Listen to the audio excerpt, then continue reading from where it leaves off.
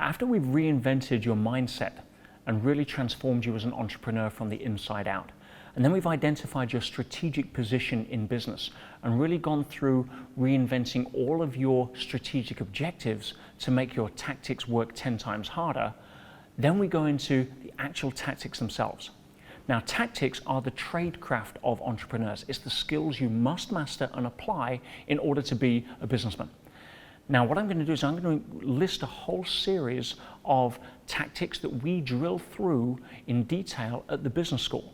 And I'm going to invite you to get a piece of paper and a pen right now, write them out as I go, because I'm going to give you a very interesting exercise at the end that is going to apply some of what we teach in a way that makes you far more effective in terms of the time and focus that you have right now. So here they are. One of the first tactics that we go into is time management. Knowing how to manage yourself in relation to time rather than trying to manage time is a whole conversation on its own. So we drill down into that. Understanding how to train your staff to bring you solutions rather than bring you problems has a massive impact on your own personal time management.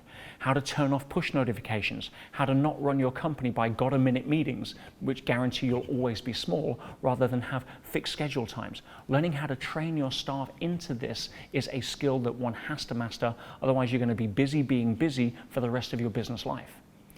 Looking at customer service.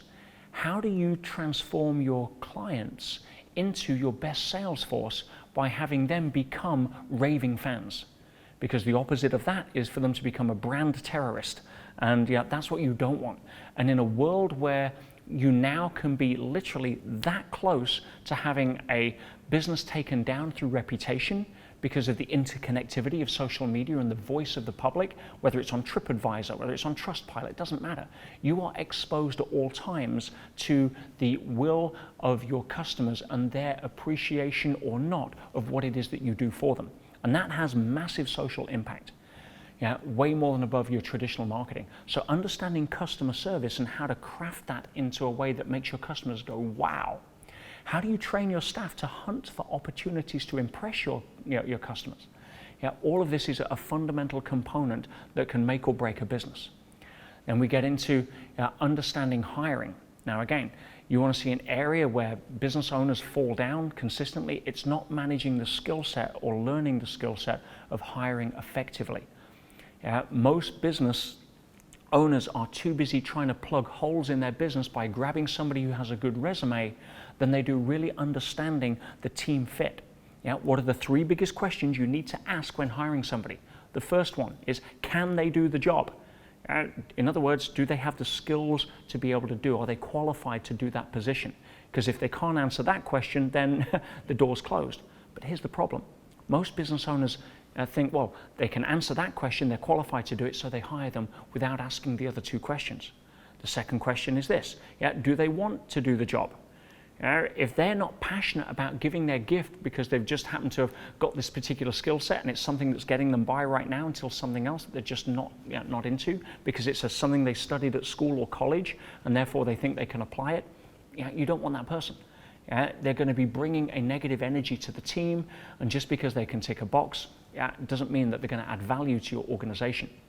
So can they do the job? Do they want to do the job? And then the third question is, are they a team fit? How do they fit the profile? They may be highly qualified and love doing what they do, but if they're a bad apple in your organization, if they have a negative energy bringing people down, or if they just have a communication style that rubs the wrong way against some of the key people in your team, you're going to be causing ripples and waves in your business that you don't have time to smooth out. So hiring is a key component of the business as well, and it's a skill you have to master. In fact, when it comes to hiring superstar salespeople, do you know the fundamental psychological profile of what you're looking for? When it comes to hiring salespeople, most entrepreneurs fall into another trap. They get sold. Why? Because that's what salespeople do. If they want the job, they're going to sell you on why they're great for the job. So you need to know how to sidestep that and take charge of an interview that really allows you to be on the front foot, not the back foot, and look for the key components that master salespeople, people that are truly great, that have a psychological fingerprint that you can identify that allows you to bring them into your business and want them to come to work for you for free. We teach all of that. It's a fundamental skill. Another key skill is outsourcing, because outsourcing can be a minefield. most business owners outsource on, again, whether they can do the job and what the price is. That's a fast track to creating a lot of problems in your business. What are the keys to being able to design yourself out of the equation and leverage your business success through outsourcing that don't cause more headaches than they solve? Again, another key critical component. Then we get on to things like negotiation. How do you set up negotiation on win-win? Or how do you make sure that when you're positioning a deal sheet, when you're really going into the nuts and bolts, that the other party is assuming the risk so that at least you're protected? When it comes to selecting business partners, that can be the best and worst decision you've ever made. How do you align a business partnership so that you get the upside, which is many different things? It could be capital, it could be experience, it could be extra time, it could be a synergy of different skill sets. But without the downside, we all know and have experienced many times that business partners can take you down the path of where every wedding can sometimes end in a really ugly divorce. So how do you preempt that? How do you align your the values of the business partners as well as the vision of the business partners? How do you set it up so that you can have permission to talk about stuff in advance that can potentially lead you down gray areas? Again, key components at a tactical level. Then we start looking at education of your clients in terms of marketing. Marketing is a key component, especially internet marketing. If you don't understand internet marketing right now, and that is an area you can waste a ton of money in, if you're not an expert in that, you need to know how to spot an expert. You need to know how to spot somebody that's done a 3-day internet marketing course and thinks that they can be in charge of your ad budget, and really ask the right questions to drill down so that you can bust the fluff from the almost rans, from the real professionals that can help you out and bring them into your team with a package that really makes them feel as if they're tied in. All of this is high quality tactics that one has to master as a business owner. So what I'm going to invite you to do is list out all of the different tactics that we focus on and rank them in order. And this is the qualifying question that I want you to ask right now.